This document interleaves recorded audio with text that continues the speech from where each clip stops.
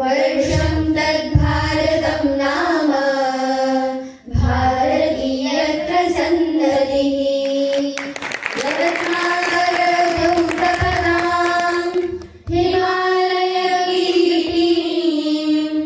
ब्रह्मराजर्षिरत्नाट्यं वन्दे भारतमातरं वन्दे भारतमातरं वन्दे भारतमातरम।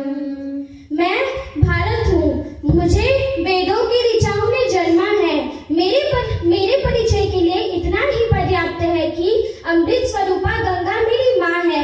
मैं वो श्रेष्ठ भारत हूँ जो ऋषियों के आश्रमों में पला है तथा संघर्षों की प्रचंड अग्नि में जला है। मैं वो भारत हूँ जहाँ विभिन्नता अधिक और एकता उससे भी कई अधिक है। मैं वही भारत हूँ जिसने पश्चिम में स्थित राजवंशों की बलिदानी भूमि राजस्थान को समेटा है। मैं वही भारत हूँ जो गुजरात में निम्न कोटि के व्यापारियों को शून्य से यात्रा प्रारंभ करवाकर शीर्ष पर चढ़ा देता हूँ। मैं वही भारत हूँ जिसकी राजधानी दिल्ली है, परंतु यहाँ दिल्ली के मूल निवासी कम बल्कि पूर्ण भारतवासी ज्यादा होते हैं।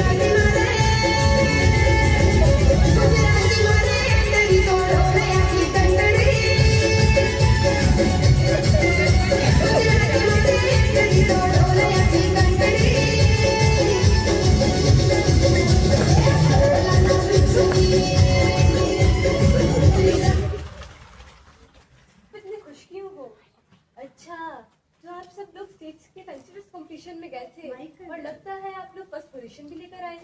जी आचार्य जी, हमारी ट्रॉफी ये रही। Very good. तो क्या आप सबने साथ साथ में ही मेरा वो होमवर्क भी कंप्लीट कर लिया है? जी आचार्य जी। जी आचार्य जी, हमने उन्हीं राज्यों को चुना था जो आपने हमें गृह कार्य में दिए थे। अच्छा, तो बताओ आज यहाँ पर हम किस किस राज्य के बारे में चर्चा करने वाले हैं? आज हम यहाँ पर राजस्थान, गुजरात और भारत की राजधानी दिल्ली पर चर्चा करेंगे। क्या हम सबसे पहले अपने अपने राज्य के समूह के साथ बैठ जाएं? हाँ, बैठ जाओ। सर्वप्रथम गुजरात के बारे में चर्चा करेंगे। आज हम सर्वप्रथम गुजरात के बारे में चर्चा करेंगे। गुजरात भारत के पश्चिमी भाग में स्थित है। गुजरात की उत्तरी और पश्चिम सीमाएं अंतरराष्ट्रीय सीमा है जो पाकिस्तान से जुड़ी हुई है। गुजरात दक्षिण एवं पश्चिमी से अरब सागर का निर्माण करता है। अच्छा, तो बताओ इस राज्य की राजधानी तथा इसका क्षेत्रफल क्या है? इस राज्य की राजधानी गांधीनगर है और इसका क्षेत्रफल 1,96,024 वर्ग किलोमीटर है। इसके गठन 1 मई 1960 को हुआ और इसी दिन महाराष्ट्र राज्य का गठन हुआ। तब से ये दोनों राज्य स्वतंत्र रूप से घोषित किए गए। इनमें भी 34 जिले हैं।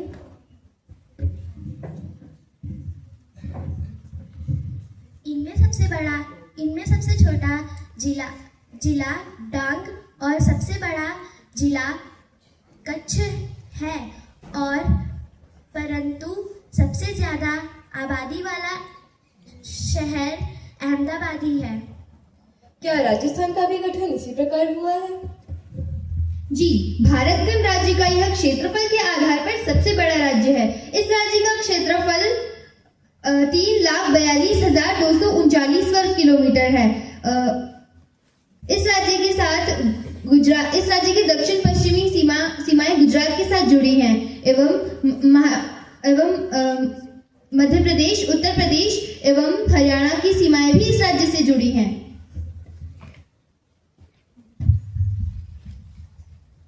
इसकी राजधानी का नाम जयपुर है। इसका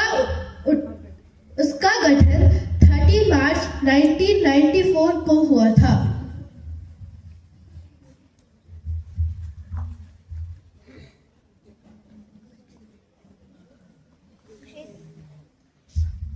क्षेत्रफल के आधार पर धौलपुर यहाँ का सबसे छोटा जिला है और सबसे बड़ा जैसलमेर है।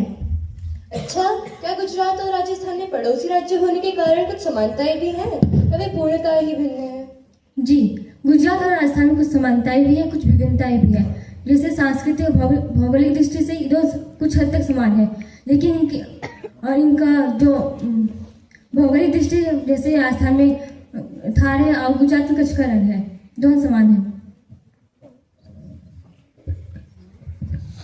गुजरात में नवरात्रि के दिनों में यह उत्सव हर्ष और उल्लास के साथ मनाया जाता है तथा यहाँ का प्रसिद्ध त्योहार मकर संक्रांति है। ये अपने त्योहारों व उत्सवों में अपने पारंपरिक ही वेशभूषा धारण करते हैं तथा यहाँ प्रत्येक वर्ष गरबा और डांडिया रास का भी आयोजन किया जाता है।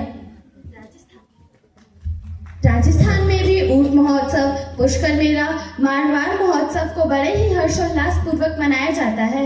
इसके अलावा गणगौर महोत्सव, अश्व पूजन का भी आयोजन किया जाता है।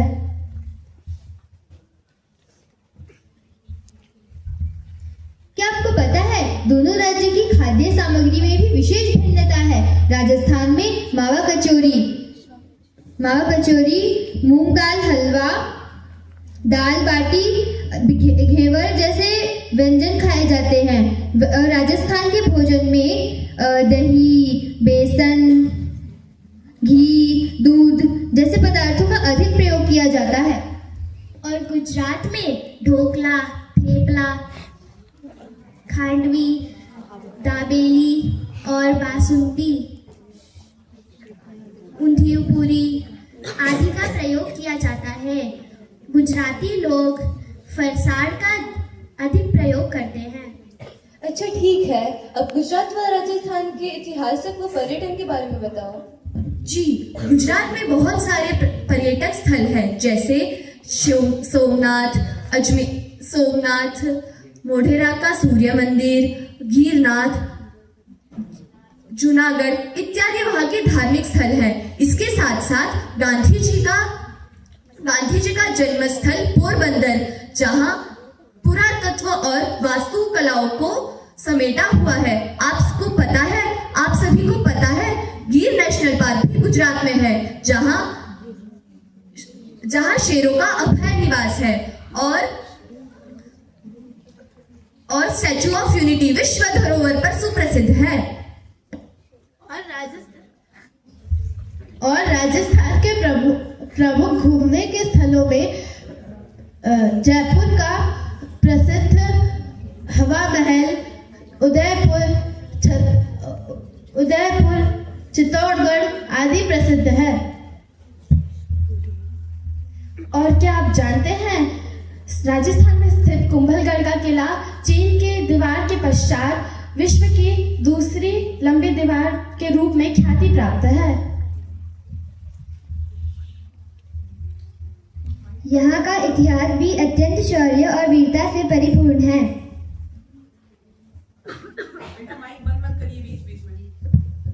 राणा सांगा, वीर महाराणा प्रताप जैसे कई देशभक्त और अपने शौर्य के लिए जाने जाते हैं। एवं बलिदानी माता पन्ना धाय, मीराबाई, हाड़ी रानी एवं पद्मिनी जैसी कई वीरांगनाएं भी हुई हैं। अरे, तो गुजरात की भूमि ने भी तो अनेक महापुरुषों को जन्म दिया है, जैसे महर्षि दयानंद सरस्वती, महात्मा गांधी, लौह पुरुष सरदार वल्लभ भाई पटेल और वर्तमान के माननीय प्रधानमंत्री जी, जिन्होंने भारत के इतिहास में गुजरात का नाम स्वर्ण अक्षरों में लिखवाया है। अच्छा, ठीक है। गुजरात व राजस्थान पर काफी चर्चा हुई, अब दिल्ली के बारे में बताओ। भारत की राजधानी दिल्ली, जिसके दक्षिण में अरावली श्रृंखला है तो पूर्व में यमुना नदी बहती है। इसका कुल क्षेत्रफल 1883 वर्ग किलोमीटर है, जो वर्तमान में भारत का केंद्र शासित प्रदेश है। इसके ये 13 फरवरी 1931 को भारत की राजधानी बना।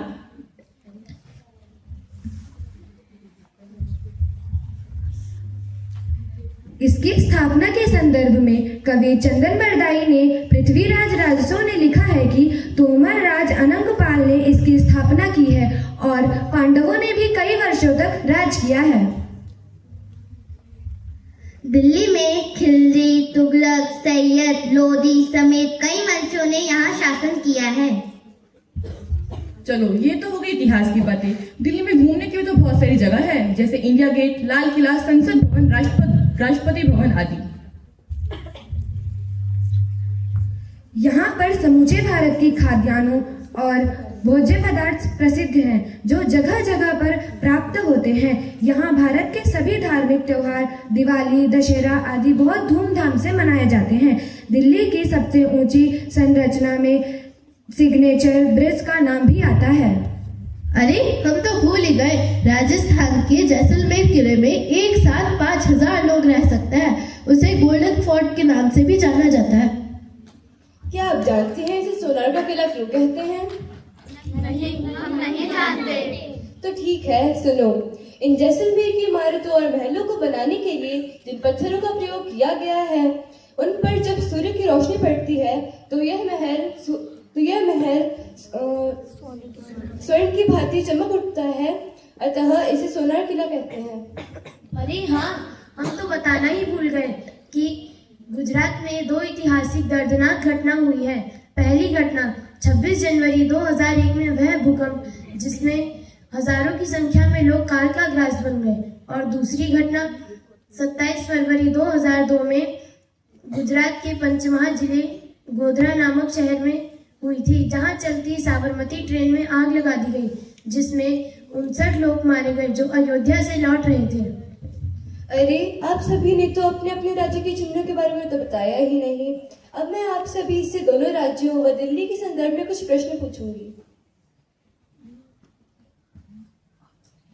तो बताओ यशी, गुजरात में बहने वाली नदियां कौन कौन सी हैं? साबरमती, तापी, नर्मदा, माही, ये 4 नदियां हैं। इनमें तापी को पृथ्वी की पुत्री भी कहा जाता है।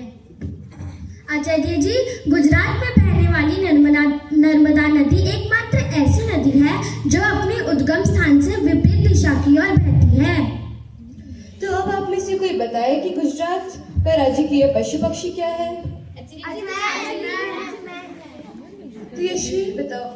गुजरात का राजकीय पशु शेर है और राजकीय पक्षी फ्लैमिंगो और राजकीय फूल गेंदा है। Very good. अब राजस्थान में बहने वाली नदी के बारे में कौन बताएगा? अरे हाँ निन्या, आप बताओ। राजस्थान में माही, लून, अनास और जाखम आदि छोटी बड़ी नदियां बहती हैं। और राजस्थान के राजकीय पशु पक्षी आदि क्या है? तो बेटा पर्णिका, आप बताओ। राजस्थान का राजकीय पक्षी गोदावन, राजकीय पशु ऊंट और राजकीय फूल रोहिड़ा है। बेटा मौली। आचार्य जी, आज बहुत हो गया। क्या आज ही अन्य राज्यों की चर्चा होगी क्या? अरे अब आगे के राज्यों के बारे में चर्चाएं नए परिदृश्य और नए पात्रों के साथ होगी।